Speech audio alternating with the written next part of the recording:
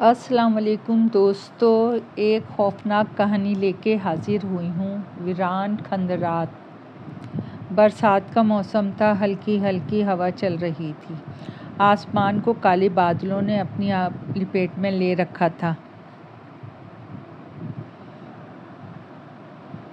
دن کے 12 بج رہے تھے۔ غیاث احمد، سائرہ، اقرا، تمام دوستوں نے ڈی فارمیسی کے فرسٹ ایئر کا سالانہ امتحان کا آخری پیپر دیا اور پیپر ڈسکس کرنے کے لیے ایک گراؤنڈ میں چلے گئے۔ آج سب پیپر ختم ہونے کی وجہ سے بہت ہی خوش تھے، لیکن اداس بھی تھے کہ آج کے پیپر بہت مشکل تھا اور سب باتوں میں مصروف تھے۔ ان کے ٹیچر بھی آ گئے۔ سر الیاس بولے، آج تو آپ لوگوں بہت خوش ہوں گے، آپ کے سر سے امتحانات کا بوجھ جو اتر گیا ہے اور آپ لوگ پڑھ کے تھک گئے ہوں گے، کیوں نہ کہیں سیر کو چلیں؟ سائرہ بولی، داؤد سر کیا آئیڈیا دیا ہے، آپ کی تو بات ہی الگ ہے۔ کاش سر عمران آپ جیسے ہوتے تو آج کا پیپر ہمارا اچھا ہوتا۔ تو سر عمران نے دور سے کہا، اچھا تو الیاس سے میری برائیاں کی جا رہی ہیں؟ کوئی بات نہیں، پیپرز تو میں نے ہی چیک کرنا ہے، پھر آپ کو بتاؤں گا کہ میں کتنا اچھا ہوں۔ غیاث نے کہا، سر ہم آپ کی تعریف کر رہے تھے کہ آپ جیسا ڈسپلن کسی ٹیچر کے پاس نہیں۔ سر الیاس نے کہا، اچھا تو اب ان کو مکھن لگایا جا رہا ہے کیونکہ پیپرز کا ابھی چیک ہونا باقی ہے۔ غیاث نے کہا، سر ایسی کوئی بات نہیں ہے، ہم تو سب ٹیچرز کے ساتھ ایک جیسا سلوک کرتے ہیں، کسی سے بدتمیزی نہیں کرتے۔ اقرا بولی، سر ہم تو بس آپ کو ہیپی کرنے کی کوشش کرتے ہیں کیونکہ آپ ہر وقت پریشان اور سخت طبیعت میں رہتے ہیں۔ احمد نے کہا، سر کون کون جا رہا ہے اور کس جگہ کی سیر کرنی ہے؟ سر الیاس نے کہا، بیٹا اگر تم ایسے سوال کلاس میں کرو تو تم کلاس کے اول اسٹوڈنٹ بن جاؤ اور غیاث کو کبھی فرسٹ پوزیشن حاصل نہ کرنے دو۔ غیاث بولا، سر آپ مجھے شرمندہ کر رہے ہیں، میں نے کسی سے زبردستی یہ پوزیشن نہیں لی بلکہ اپنی محنت سے لی ہے۔ سائرہ بولی، دیکھتے ہیں سالانہ امتحانات میں پہلی پوزیشن کون لیتا ہے۔ مڈ ٹرم امتحانات میں تو کوئی بھی پڑھائی کے ساتھ سیریس نہیں ہوتا، ہر کسی کو یونیورسٹی آنے کی خوشی ہوتی ہے اور وہ اس کا لطف لے رہا ہوتا ہے کہ مڈ ٹرم امتحان آ جاتے ہیں۔ سر الیاس بولے، اب آپ لوگوں کو جھگڑا بند کرو اور شکر ادا کرو کہ یونیورسٹی کہ تمہاری ڈاکٹریٹ کی ڈگری سیمسٹر دار نہیں، ورنہ تم سب کو ہر روز پڑھنا پڑتا کیونکہ ہر 4 ماہ میں اس کا ایک سیمسٹر ختم ہوتا ہے اور تم 12 ماہ میں امتحانات دیتے ہیں۔ احمد نے کہا، سر آپ بتائیں کہ ہم سیر کے لیے کہاں جا رہے ہیں؟ ان سب کی باتیں کبھی ختم نہیں ہوں گی، اتنے میں میرا روٹ مس ہو جائے گا۔ تو سر الیاس نے کہا، بیٹا تمہارا گروپ پوری کلاس سے اچھا ہے، اس لیے میں تم لوگوں سے زیادہ ہنسی مذاق کرتا ہوں کیونکہ تمہارے گروپ میں تمام اسٹوڈنٹ پڑھنے والے ہیں، کوئی بھی بدتمیز اور بے ادب نہیں۔ اب میں احمد کا سوال کا جواب دیتا ہوں ورنہ اس کا روٹ مس ہو جائے گا۔ ہم لوگ کشمیر سیر کرنے جا رہے ہیں، کشمیر کے پہاڑوں کی اور اس کی وادیوں کی۔ اب تم سب اپنے گھر سے اجازت لے کے آنا اور اتوار والے دن ہم یہاں سے کشمیر روانہ ہو جائیں گے۔ جمعے کا دن تھا۔ سائرہ، اقرا، احمد، غیاث نے سیر کے لیے گھر سے اجازت لے لی، پر شیلا کو گھر سے اجازت نہ ملی۔ وہ اقرا کے گھر گئی، وہ بہت پریشان تھی۔ اقرا نے کہا، تم کو پریشان ہونے کی ضرورت نہیں ہے، ہم سب شام کو تمہارے گھر آئیں گے اور تم کو اجازت دلا دیں گے۔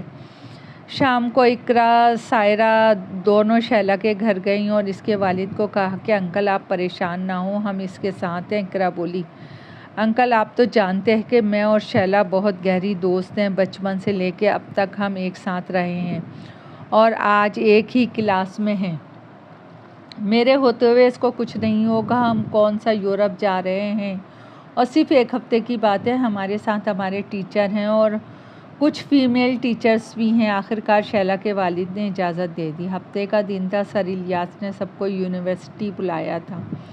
شیلا کو نہ اجازت ملنے کی بات سے غیاث بہت پریشان تھا۔ احمد نے کہا، تم پریشان مت ہو، ہم کچھ کرتے ہیں، تم کو اپنے ساتھ لازمی لے کے جائیں گے۔ سائرہ اور اقرا اس کے گھر شام کو گئی تھیں، اب جب وہ آئیں گی تو پتہ چلے گا کہ اجازت ملی یا نہیں؟ اقرا اور سائرہ دور سے آتی نظر آئیں۔ وہ آپس میں باتیں کر رہی تھیں کہ غیاث کو ابھی نہیں بتانا کہ شیلا کو اجازت مل گئی ہے۔ جب غیاث ان کے پاس گیا تو وہ بولیں، غیاث ہم نے تو بہت کوشش کی مگر اس کے والد نہیں مانے۔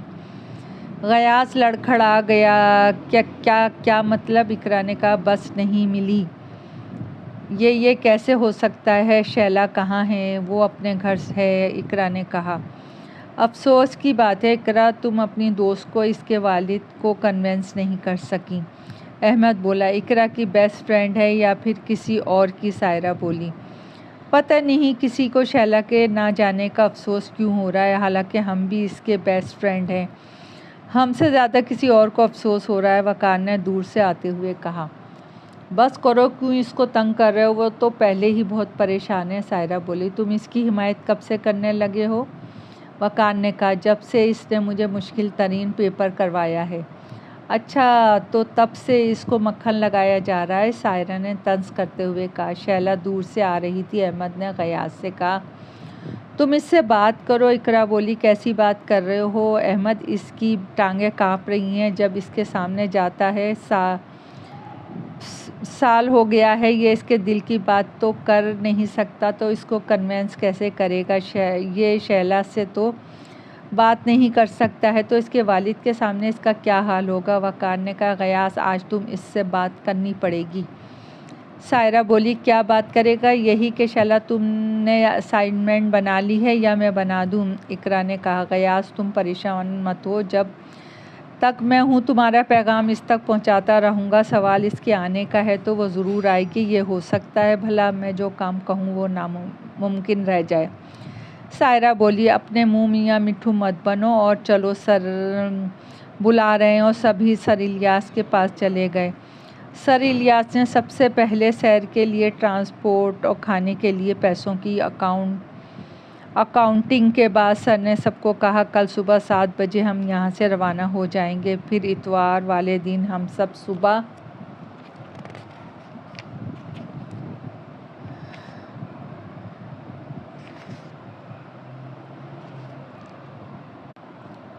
صبح 6 بجے یونیورسٹی آ گئے تھے۔ سائرہ نے ڈیجیٹل کیمرہ لے لیا ہوا تھا، اقرا نے بھی لیا ہوا تھا۔ سب اپنی مکمل تیاری کے ساتھ آئے تھے۔ سب نے ایک ہفتے کے لیے اپنے کپڑے اور گرم جرسیاں بھی لے لی تھیں، کیونکہ سر الیاس نے کہا تھا کہ موسم کا پتہ نہیں ہوتا ہے۔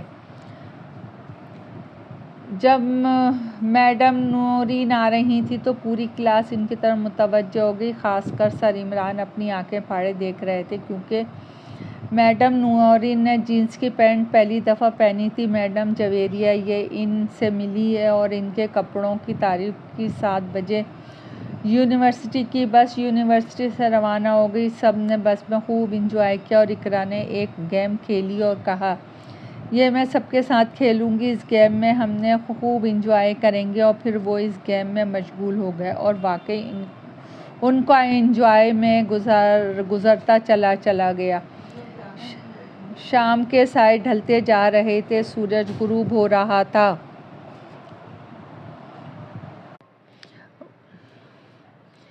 اقرا نے ایک گیم کھیلی اور کہا، واقعی اس کا انجوائے میں ٹائم کا پتہ ہی نہیں چلا، گزرتا چلا گیا۔ شام کے سائے ڈھلتے جا رہے تھے، سورج غروب ہو رہا تھا۔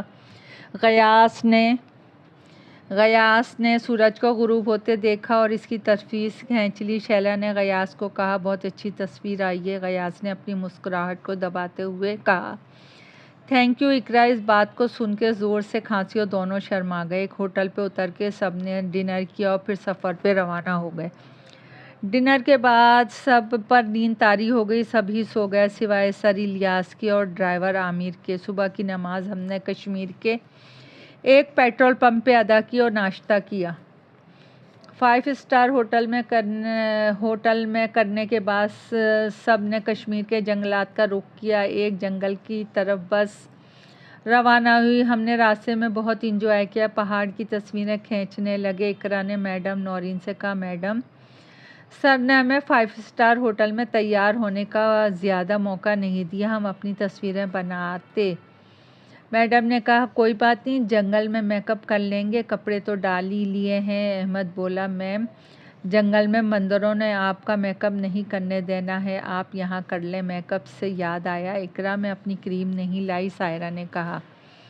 احمد بولا کوئی بات نہیں، میڈم نورین سے لے لینا، وہ دے دیں گی۔ باتوں کے دوران ہی بس وادی میں جا کے رک گئی اور سر نے کہا اب ہم آپ کے گروپ بنائیں گے یا پھر آپ اپنے گروپ خود بنائیں گے؟ یہ بات یاد رکھیں، ہر گروپ کے ساتھ ایک ٹیچر ضرور ہوگا اور شام کو 4 بجے سے پہلے ہم نے یہاں سے نکل جانا ہے۔ آپ سے کہنا ہے کہ برائے مہربانی 2 بجے یہاں آ جانا لنچ کے لیے۔ ہم نے ہوٹل واپس جانا ہے جہاں ہمارے روم کی بکنگ ہے۔ غیاث، احمد، وقار، سائرہ، اقرا اور شیلا نے ان کے گروپ کے ساتھ سر عمران اور سائرہ میڈم نورین تھیں۔ 3 گروپ بنے تھے۔ سائرہ نے اپنا گروپ خود بنایا تھا، باقی 3 گروپ میں سے 4 لڑکے اور 7 لڑکیاں ہر گروپ میں تھیں۔ غیاث نے اپنی کچھ تصویریں اقرا سے بنوائیں اور اس سے کہا کہ وہ شیلا کو یہاں سے لے آئے، میں اس سے کچھ باتیں کرنا چاہتا ہوں۔ سائرہ شیلا کو لے کے آ گئی اور اقرا کو سائرہ کو آواز دی اور سائرہ اس طرف چلی آئی۔ غیاث نے کہا مجھے پورا یقین ہے کہ تم اس جگہ آنا چاہتی تھی نا؟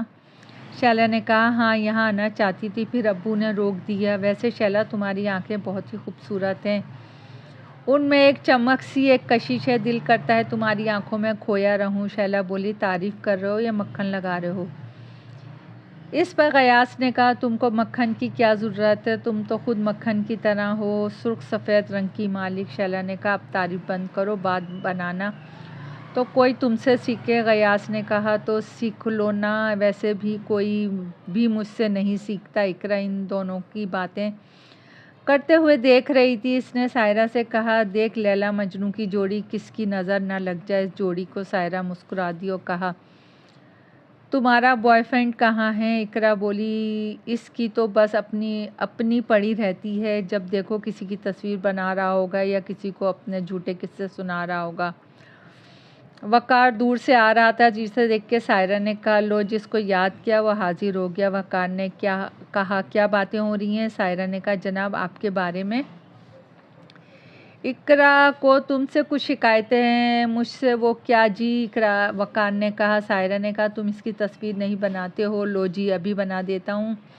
اور اتنا کہہ کے اس نے ان دونوں کی تصویریں بنا دی اور پھر اقرا چلی گئی۔ سائرہ نے کہا اس کو تمہارے ٹائم کی ضرورت ہے، اب وہ اکیلی ہے، کیسے سیر کرے گی؟ وقار اقرا کے ساتھ چلا گیا۔ وہاں سائرہ نے کچھ کھنڈر دے کے سر الیاس سے پوچھا سر مجھے تو یہاں برباد شہر نظر آ رہا ہے، آپ اس کے بارے میں کیا کہتے ہیں؟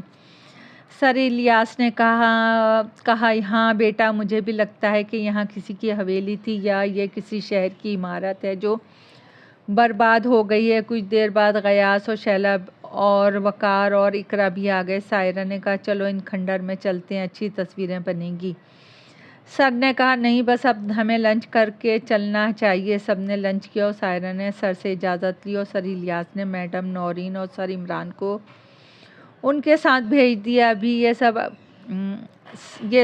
یہ سب کھنڈر جانے کا پلان بنا ہی رہے تھے کہ پتہ چلا بس خراب ہو گئی ہے۔ بس کے انجن میں خرابی تھی۔ عامر نے کہا بھائی الیاس ہمیں کسی میکینک کو بلانا ہوگا، اس آس پاس کوئی میکینک نہ تھا، سب پریشان ہو گئے۔ وقت آہستہ آہستہ گزر رہا تھا، اسی وقت ایک آدمی یہاں سے گزرا تو سر الیاس نے اسے پوچھا یہاں کوئی آس پاس کسی بس یا کار کا میکینک کی دکان ہے؟ اس آدمی نے کہا یہاں سے 70 کلومیٹر کے فاصلے پر شہر میں ہے۔ اس کی بات سن کے سب اور پریشان ہو گئے۔ سر الیاس نے ڈرائیور سے کہا جائیں میکینک کو لے کر آئیں۔ عامر چلا گیا۔ سر الیاس نے کہا آپ سب لوگ لکڑیاں اکٹھا کریں، یہاں آگ جلا کے بیٹھ جاتے ہیں اور جو لوگ خیمے لے کے آئے ہیں وہ نکال کے لائیں۔ اقرا نے کہا شکر ہے سر ہمیں یہاں بٹھا دیا کہ ہر کوئی 1 یا 2 اپنا اپنا خیمہ ضرور لے آیا تھا۔ سب نے خیمے لگائے، آگ کے گرد بیٹھ کے باتیں کرنے لگے۔ سائرہ نے کہا مجھے تو ان کھنڈرات جانا تھا۔ اقرا بولی وہ تو یہاں سے 15 کلومیٹر دور ہیں، وہاں تک اگر پیدل جائیں تو شاید ہماری ٹانگیں لاجواب ہو جائیں گی۔ احمد بولا حد کرتی ہو تم، بھلا تم 15 کلومیٹر پیدل نہیں چل سکتی ہو؟ ویسے لگتا ہے جیسے وہ پاس ہی۔ غیاث نے کہا اس وقت اتنی بڑی عمارتیں بھی نہیں بنی تھی۔ سر الیاس نے کہا اس وقت کے بادشاہوں کو شوق تھا عمارتیں بنانے کا، یہ بھی کسی بادشاہ نے بنائی ہوگی۔ ابھی سب باتیں کر رہے تھے کہ عامر واپس آ گیا اور کہا سر ابھی تو وہ تھوڑی دور گیا تھا کہ کوئی سائیکل یا گدھا گاڑی اس کو مل جائے گی، لیکن آگے کوئی بھی نہ تھا۔ میں نے پاس جھوپڑی والوں سے پوچھا تو انہوں نے بتایا کہ اس وقت یہاں سے کوئی بھی شہر نہیں جاتا کیونکہ راستے میں ویران کھنڈرات ہیں۔ انہیں تو یہ بھی بتایا ہے کہ ان کھنڈرات کے راستے کوئی رات کو گزرتا ہے تو وہ زندہ واپس نہیں آتا، وہاں بھوتوں کا شہر ہے۔ بھوت؟ احمد نے لڑکھڑا کر کہا۔ جی بھوت، سائرہ نے کہا۔ عامر نے یہ بھی بتایا ہے کہ شہر جانے کا راستہ ان کھنڈرات سے ہو کے گزرتا اور کوئی راستہ نہیں، ان کھنڈرات میں بھوتوں کا بسیرا ہے۔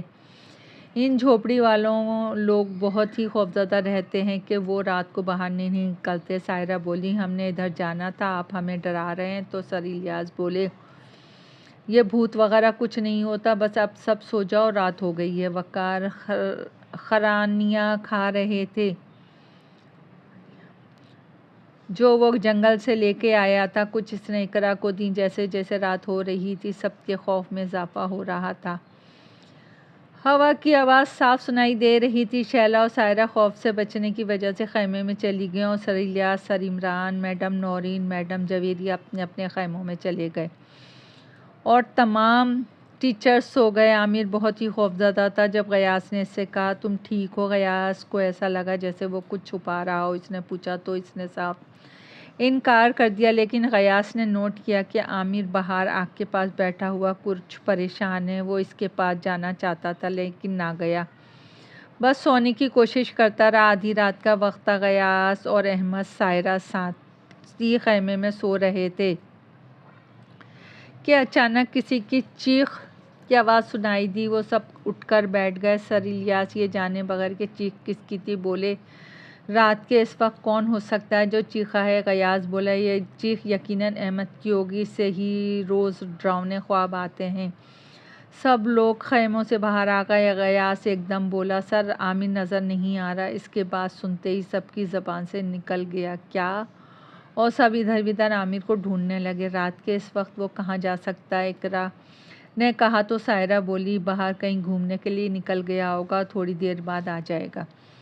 سر الیاس بولے ہمیں اسے تلاش کرنا چاہیے، کہیں وہ کسی مشکل میں نہ پھنس جائے، اور اس کی چیخ گواہی دے رہی ہے کہ ضرور کسی مصیبت میں۔ وقار بولا ہاں ٹھیک ہے، لو اسے تلاش کرتے ہیں۔ سر الیاس کو لڑکیوں کے ساتھ خیمے میں ٹھہرا دیا گیا اور باقی سارے ڈرائیور کی تلاش میں نکل گئے۔ اقرا بولی اب بس کون چلائے گا؟ سر الیاس بولے ٹینشن نہ لو، مل جائے گا۔ احمد اور وقار کے پاس لائٹس تھیں جبکہ باقی سب خالی ہاتھ تھے۔ ابھی وہ 2 ہی قدم چلے تھے کہ انہیں ایک درخت کے ساتھ کوئی چیز لٹکی ہوئی دکھائی دی۔ وقار نے درخت کی طرف لائٹ لگائی تو درخت کے ساتھ کوئی چیز لٹکی ہوئی دکھائی دی۔ اس کو دیکھ کر سب ہی خوف سے کانپ اٹھے، ان کے پسینے چھوٹ گئے کیونکہ درخت کے ساتھ عامر کی لاش لٹکی ہوئی تھی اور اس کے آدھے جسم سے گوشت غائب تھا۔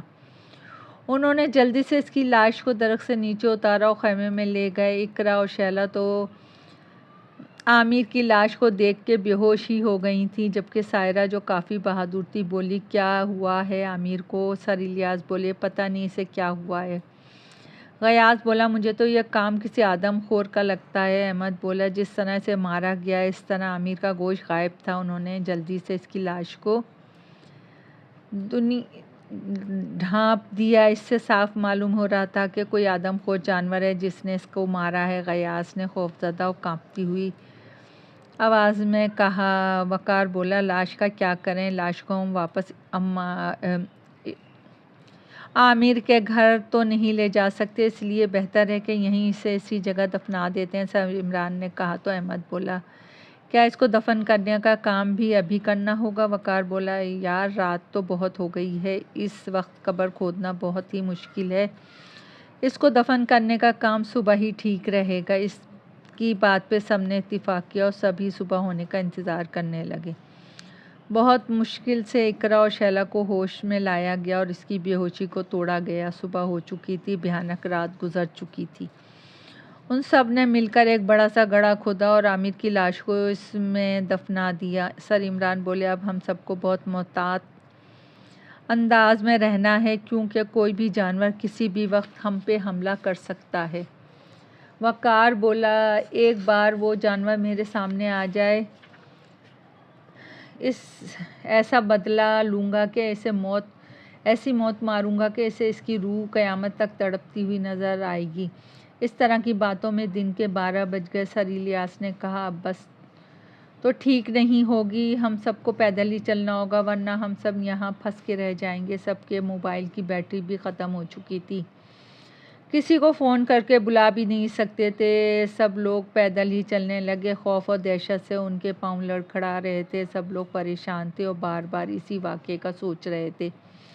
شیلا اور اقرا کی طبیعت خراب ہو رہی تھی۔ میڈم نورین نے کہا، خدا پہ بھروسہ رکھو، وہ ہر کام صحیح کر دیتا ہے، وہ ناممکن کو ممکن کر دیتا ہے۔ اب تم لوگ رونا بند کرو، خدا کا نام لو۔ سب لوگ خدا کا نام لے رہے تھے۔ آخرکار سب لوگ ویران کھنڈر تک پہنچ گئے اور اسی وقت سورج غروب ہو رہا تھا۔ سب لوگ پریشان تھے کیونکہ عامر نے کہا تھا، رات کے وقت یہاں سے جو گزرتا ہے وہ مر جاتا ہے، یہ بھوتوں کا شہر ہے۔ احمد نے کہا، ہم سب بھوتوں کے درمیان میں ہیں۔ یہ بات سن کے شیلا رونے لگی۔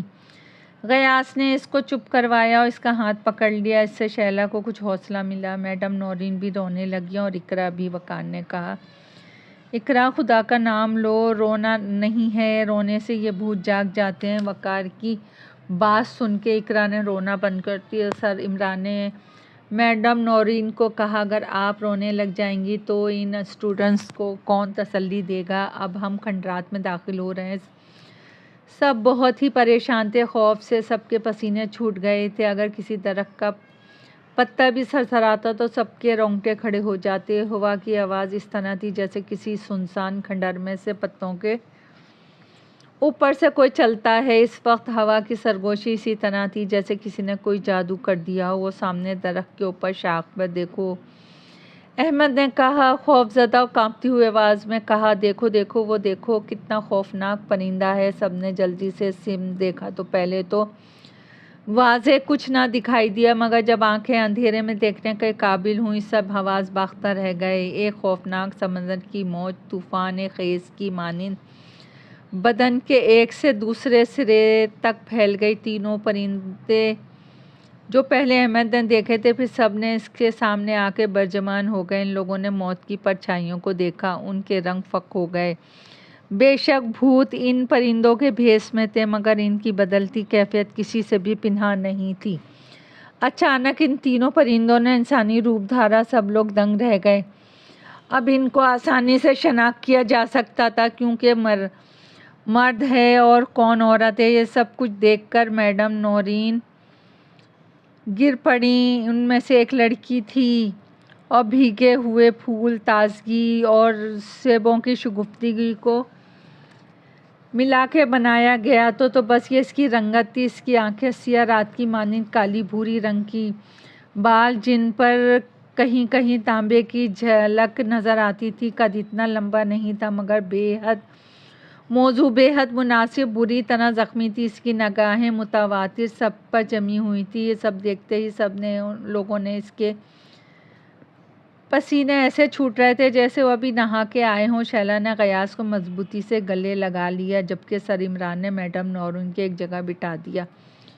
وہ لڑکی اور دو آدمی کبھی ہمارے آگے آئیں گے اور غائب ہو کر کبھی ہمارے پیچھے کھڑے ہوں گے۔ یہ سب لوگ چیخنے لگے۔ اقرا نے زور زور سے چیخنے لگی جبکہ سائرہ بہادر تھی۔ اس نے ان کو پکڑنے کی کوشش کی مگر ان کا ہاتھ ان کے اندر سے نکل جاتا۔ اگر ان پر ڈنڈا مارا جاتا تو وہ ڈنڈا ہوا میں لہرا جاتا۔ سر الیاس نے تلاوت شروع کر دی جبکہ وہ لوگ زور زور سے قہقہے لگا رہے تھے۔ ان کے قہقہوں کی آوازوں سے ان کے کان پھٹنے لگے۔ وہ لوگوں کو اپنے ہاتھوں کے تیز ناخنوں سے کاٹنے لگے۔ 5-6 اسٹوڈنٹ کی انہوں نے گردنیں کاٹ دیں۔ اقرا یہ دیکھ کے تیزی سے وقار کی طرف دوڑی، اس کے پیچھے لڑکی لگی ہوئی تھی۔ وقار نے جب یہ دیکھا اس نے جلدی سے اس کی طرف دوڑ لگائی، اس کے سامنے خدا کا نام لینے لگا جس سے وہ بھاگ گئی۔ سر الیاس کی تلاوت جاری تھی، ان کے پاس سورہ یاسین بھی تھی۔ جو ہر وقت ان کے جیب میں رہتی تھی انہوں نے نکال کر پڑھنا شروع کر دی۔ اس آواز سے وہ بھاگ گئے۔ جو اسٹوڈنٹ ڈر کی وجہ سے منتشر ہو گئے تھے اکٹھا ہونے لگے، جن کی گردنیں کٹ چکی تھیں۔ نورین کو ہوش نہ آیا۔